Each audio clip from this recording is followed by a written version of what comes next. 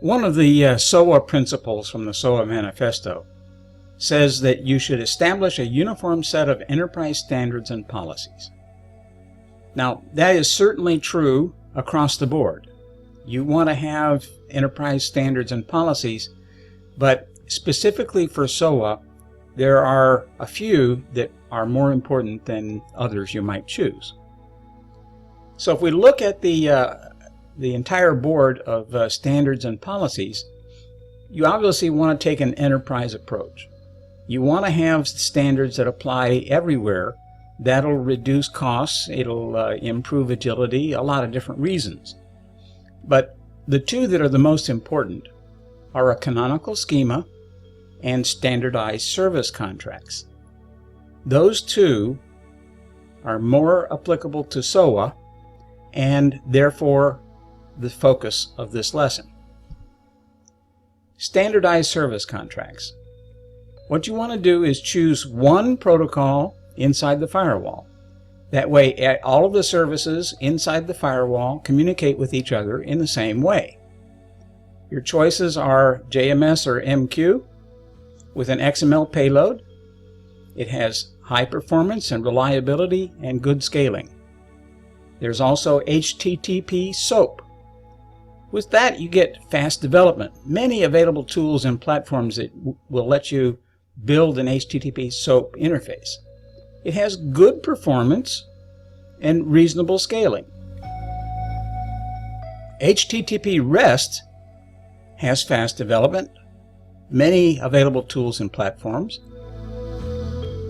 better performance than SOAP, and better scaling than SOAP.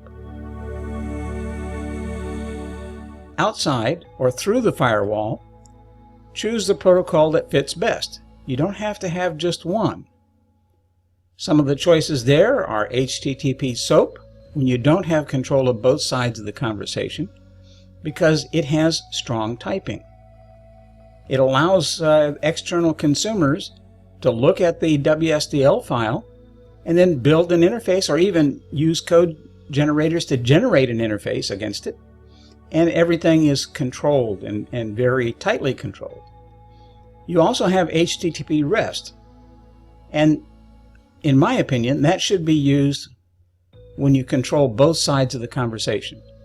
And that is due to a compact message content and more efficient processing, but it also has to do with the fact that it is not strongly typed. And although you can use a WSDL file to define a REST interface, there's nothing that enforces it.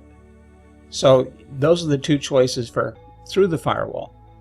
In organizations I've belonged to and been the architect for, we use JMS-MQ inside with an XML payload and a canonical schema that I'll get to in a moment. And that allows all of the services within the firewall to be interoperable. Outside the firewall, you want to have a facade. That is a simplified interface that allows you to expose only a limited subset of elements and gives you a high-performance interface for consumers outside the firewall. A canonical schema. This is a design pattern that seeks to employ all of the data elements of the entire service inventory in a single schema. And the purpose is to reduce the data model transformation and replace those with mapping, which is much faster. If you have a canonical schema, it promotes reuse and it promotes composability. Those are two key values of a service-oriented architecture. Reuse of assets and composability, where you can create a new solution or a new composite service without doing any coding.